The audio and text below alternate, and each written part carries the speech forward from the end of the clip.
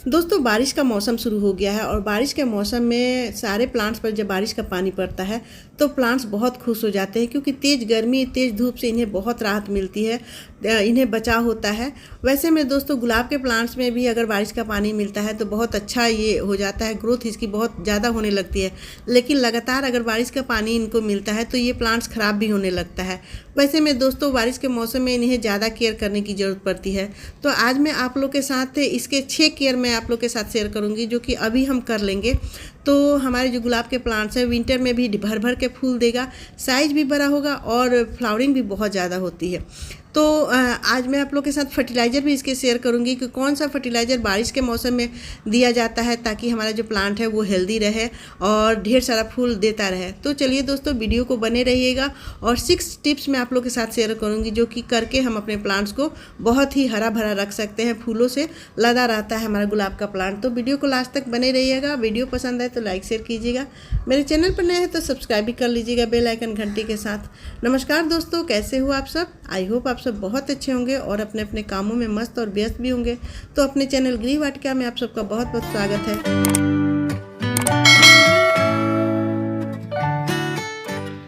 बारिश के मौसम में दोस्तों गुलाब के प्लांट्स की ज़्यादा केयर करनी पड़ती है, क्योंकि गर्मियों में बहुत ज़्यादा तेज़ धूप निकलती है और तेज़ गर्मी से हमारे जो गुलाब के प्लांट है वो सारी पत्तियां इसकी रिमूव हो जाती है। और जैसे बारिश का पानी मिलता है इन प्लांट्स को तो धीरे धीरे से इसमें नए नए से शूट्स निकलना शुरू हो जाती है, नई नई सी ब्रांचेज निकलना शुरू हो जाती है, तो प्लांट्स घना होने लगता है। लेकिन अगर लगातार बारिश का पानी इन प्लांट्स को मिले तो ये प्लांट खराब भी होने लगते हैं। तो उस समय हमें इस प्लांट्स की बहुत ज़्यादा केयर करनी पड़ती है। अभी भी देखिए बारिश के मौसम में सारे प्लांट्स में बहुत अच्छे से फ्लावरिंग हो रही है।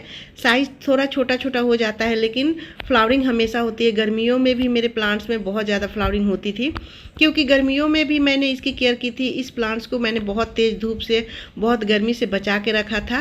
और जब भी आप गुलाब के प्लांट रखें तो ऐसी जगह रखें गर्मियों में जहाँ पर कम से कम धूप निकले, और इनको सेमी शेड में रखें या फिर 1-2 घंटे की जहाँ धूप आती है वहाँ पर रखें, तो प्लांट्स बच जाता है। नहीं तो धीरे धीरे से ये प्लांट्स ऊपर से सूखने लगता है और धीरे धीरे से ये प्लांट्स खराब हो जाता है। तो मैंने सारे प्लांट्स को बचा लिया था। 1-2 प्लांट्स मेरे भी गर्मियों में ख़राब हो गए हैं, लेकिन अभी देखिए बारिश का मौसम शुरू हो गया है और नए नए से शूट्स नए नए सी पत्तियां इसमें निकलना शुरू हो गई है। तो अभी जो काम है दोस्तों, अभी आप लोग के साथ में 5 काम इसमें शेयर करूंगी, जो कि अभी हम कर लेते हैं बारिश के मौसम में। तो हमारे जो सारे गुलाब के प्लांट्स हैं, चाहे देसी गुलाब हो या फिर हाइब्रिड गुलाब हो, विंटर में भर भर के फूल देते हैं और साइज भी बड़े बड़े हो जाएंगे। तो सबसे पहला जो काम है दोस्तों गुलाब के प्लांट्स में अभी बारिश के मौसम में इनकी जो फूल होते हैं इस तरह से जो सूख जाते हैं उनको प्रून करके हटा देना है। अभी इस मौसम में कभी भी अगर गुलाब के प्लांट्स में फूल खिल रहे हैं और वो फूल खिल के सूख गए हैं तो उनको हटा देना ही ज़रूरी रहता है। नहीं तो जितने भी हम खाद पानी डालते हैं वो सूखे हुए फूल एनर्जी लेते हैं, जिससे कि हमारा दोबारा इसमें फूल जल्दी नहीं खिलता है। तो अगर इस फूल को कट करके हटाएंगे तो वहाँ से नए नए से ब्रांच निकलेंगे, नए नए सी कलियाँ आएंगी उस जगह से, और प्लांट भी हमारा घना होगा। और याद रखें दोस्तों कि जब भी हम इस फूल को कट कर रहे हैं तो जहाँ ये कलियाँ बनी है उसके 4-5 इंच नीचे से कट करें, ताकि थोड़ा ब्रांच मोटा है वहाँ से 2-3 ब्रांच निकले, और जब 2-3 ब्रांच निकलेंगे तो प्लांट्स घना हो जाता है। तो इसलिए जब भी हम इस फूल को कट करें तो नीचे से कट करके हटाएं। और दूसरा जो काम होता है दोस्तों, ये देखिए गर्मियों में इस तरह से सूखे हुए ब्रांच हो जाते हैं। बहुत तेज़ गर्मी से ये प्लांट सूखने लगता है। अगर इस तरह से छोड़ देंगे तो ये नीचे तक सूखता चला जाएगा। इसलिए ये सूखे हुए जो ब्रांच होते हैं उनको कट करके हटा देना है, ताकि ये जो सूखता भाग नीचे न चला जाए। इसलिए इसको कट करके हटा दें और वहाँ से कट करें जहाँ तक ये सूख गया है।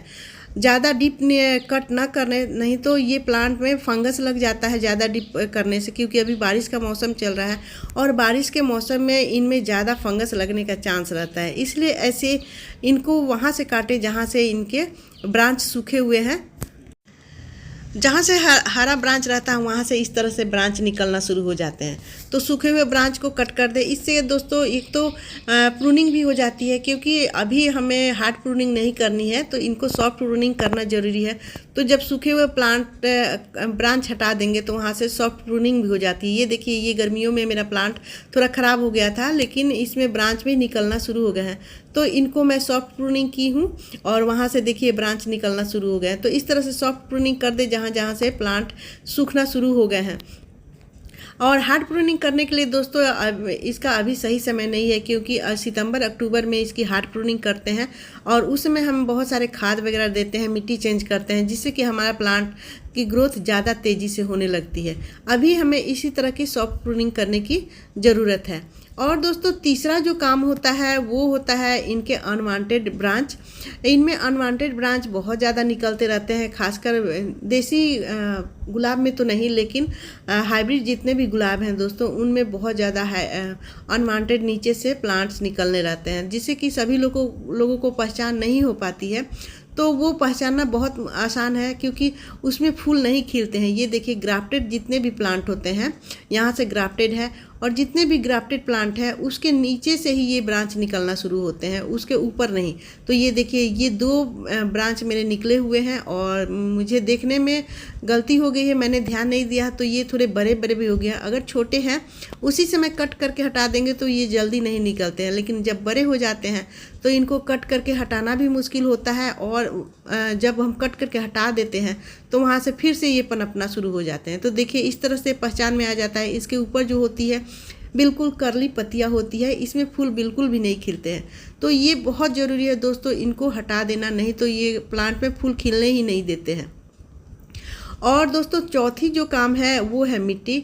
इसकी मिट्टी को हमेशा ऐसे गुराई करके रखें, सॉफ्ट बना के रखें, ताकि हमारे जो प्लांट्स में है वो ऑक्सीजन मिलता रहे। बारिश के मौसम में ज़्यादा लगातार बारिश के पानी से मिट्टी नीचे तक गीली हो जाती है, जिससे कि रूट भी डैमेज होने लगते हैं, रूट गीली हो जाती है, और ज़्यादा दिनों तक रूट गीली रहेगी, ऑक्सीजन नहीं मिलेगा तो नीचे से गलना शुरू हो जाता है। इसलिए बरसात में बहुत इसको गुराई करने की ज़रूरत होती है, लेकिन जब भी गुराई करें दोस्तों तो बचा के गुराई करें, क्योंकि मिट्टी बहुत नम होती है, जिससे कि अगर हम ज़्यादा डीपली इसको गुराई करेंगे तो ये जो ब्रांच है, ये इसके रूट्स हैं वो हिल जाते हैं, और जब हिल जाते हैं इसके प्लांट तो इसमें जल्दी से ये ख़राब होने लगते हैं। इसलिए ध्यान रखें कि जब भी गुराई करें तो इसको ध्यान से किनारी किनारी गुराई करें, डायरेक्ट इसके रूट्स के पास गुराई ना करें। तो ये प्लांट्स की मिट्टी हेल्दी रहेगा, इसमें ऑक्सीजन मिलता रहेगा।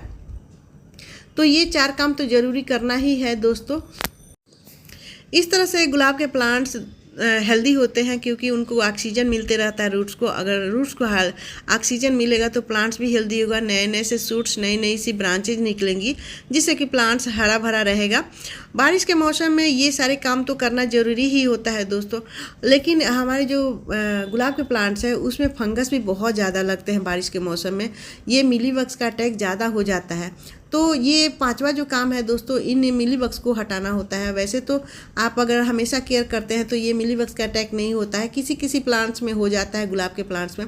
तो देखिए मेरे भी एक रोज़ प्लांट्स में हो गया है, और सारे प्लांट्स बहुत अच्छे हैं, लेकिन एक प्लांट्स में लग गया है। तो मैं इसमें हमेशा फंगीसाइड का स्प्रे करती हूँ, और आप चाहे तो इसमें एलोवेरा और हल्दी का भी स्प्रे कर सकते हैं, जो कि बना के डाला जाता है। मैं इसमें नीम ऑयल का स्प्रे नहीं करती हूँ, क्योंकि मेरे जो प्लांट्स होते हैं वो मैंने देखा है कि नीम ऑयल का जब भी मैं स्प्रे करती हूँ तो मेरे प्लांट्स कर्ली हो जाते हैं, पत्तियाँ मुड़ जाती है, जिससे कि प्लांट्स मेरे ख़राब हो जाते हैं। तो मैं ज़्यादातर हल्दी या फिर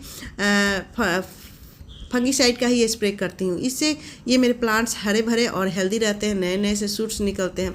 बारिश के मौसम में तो ये कीड़े लगना आम बात है, लेकिन उसका केयर करना भी हमें ज़्यादा ज़रूरी हो जाता है। अब दोस्तों 6ठा काम है हमारा जो प्लांट्स को, रोज़ प्लांट्स को बारिश के दिनों में, ये है फर्टिलाइज़र, कि हम अपने रोज़ प्लांट्स में कौन सा फर्टिलाइज़र दें।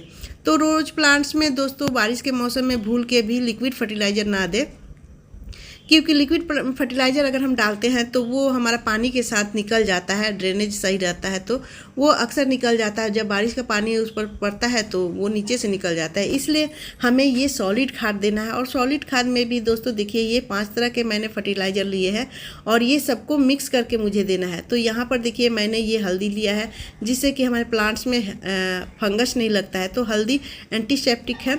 और यहाँ पर देखिए मैंने ये नीम खली लिया है, ये 2 मुट्ठी मैंने नीम खली लिया है। ये भी मिट्टी को हेल्दी और कीड़े मकोड़े से बचाता है। यहाँ पर बॉन मिल मैंने लिया है। बॉन मिल गुलाब के प्लांट्स के रूट्स को बहुत मजबूत बनाता है। और ये डीएपी जो बारिश के मौसम में थोड़ा गर्मी प्रदान करता है। और यहाँ पर थोड़ी सी मैंने वर्मी कंपोस्ट लिया है, इसके बदले आप गोबर की खाद भी ले सकते हैं। तो ये 5 फर्टिलाइज़र मैंने लिया है, सॉलिड फर्टिलाइज़र। ये हमारे गुलाब में बहुत अच्छा से काम करता है और मैं अक्सर आप लोग के साथ शेयर करती हूँ कि गुलाब के प्लांट्स में ज़्यादातर मैं ऐसे ही बॉन मिल मिला के फर्टिलाइज़र तैयार करती हूँ। और ये जो हमारा गुलाब के प्लांट में बहुत अच्छा काम करता है। हमेशा फूलों की खिलने की प्रक्रिया शुरू रहती है इसमें, चाहे गर्मी हो, सर्दी हो या फिर बारिश का मौसम हो, सब में ये बहुत अच्छे से फ्लावरिंग करता है। तो यहाँ पर देखिए सारी मिट्टी को मैंने पहले ही गुड़ाई कर ली है। और उसके बाद से देखिए यहाँ चींटियाँ भी मिट्टी में लगी है, क्योंकि बारिश का मौसम चल रहा है, पूरी मिट्टी गीली रहती है हमेशा, तो चींटियाँ भी लगती रहती है। तो ये जितने भी नीम खली है या फिर हल्दी है, इन सारी चींटियों को ख़त्म कर देता है और मिट्टी को भी हेल्दी बना के रखता है। तो इस तरह से मैंने इस तरह से बना के अपने सारे प्लांट्स में यही फर्टिलाइज़र देती हूँ बारिश के मौसम में। आप महीने में 2 बार इस फर्टिलाइज़र को दें तो प्लांट्स की मिट्टी भी ज़्यादातर हेल्दी रहती है और ज़्यादा गीली भी नहीं होती है। और ये देखिए मिट्टी गीली है तो मैं सारे प्लांट्स में डाल दी हूँ, लेकिन अभी मैं पानी नहीं डालूँगी क्योंकि मिट्टी बहुत ज़्यादा गीली है। तो कल मैं इसमें पानी डालूंगी। और बिल्कुल याद करके दोस्तों कि ये जो जितने भी खाद अगर डाले हैं तो ये रूट के पार्ट ना डाले हों, क्योंकि अभी हमें पानी नहीं डालना है, इसलिए किनारी देना है, इसलिए किनारी दी हूँ। और जब पानी दे तो भले आप बीच में डाल सकते हैं, लेकिन जब तक पानी नहीं देना है तो किनारे इस फर्टिलाइज़र को दें। तो इस तरह से दोस्तों देखिए मैंने सारे फर्टिलाइज़र इसमें डाल दिया और मैं पानी इसमें कल को दूंगी, आज मैं बिल्कुल नहीं दूंगी। और आज हमारे यहाँ धूप भी निकली हुई है तो आज मैं इसमें नहीं दूंगी, इसलिए कल मैं पानी दूंगी। और जब कल पानी दूंगी तो मिट्टी सूख जाएगी और ये जब पानी डालूंगी तो इसका जो रिसाव होगा वो नीचे तक जाएगा। तो इसलिए ये सॉलिड फर्टिलाइज़र देना ज़रूरी है दोस्तों, तभी हमारा जो प्लांट्स है बारिश के मौसम में भी हेल्दी रहेगा और आने वाले विंटर सीजन में ये सारे प्लांट्स इस तरह से फूल देंगे और सारे प्लांट्स हेल्दी रहेंगे। तो दोस्तों वीडियो कैसी लगी? अगर वीडियो पसंद आए तो लाइक शेयर कीजिएगा, मेरे चैनल पर नए हैं तो सब्सक्राइब भी कर लीजिएगा बेल आइकन घंटी के साथ, और एक कमेंट जरूर कीजिएगा। तो मिलते हैं अगले वीडियो में दोस्तों, तब तक bye, take care, happy gardening.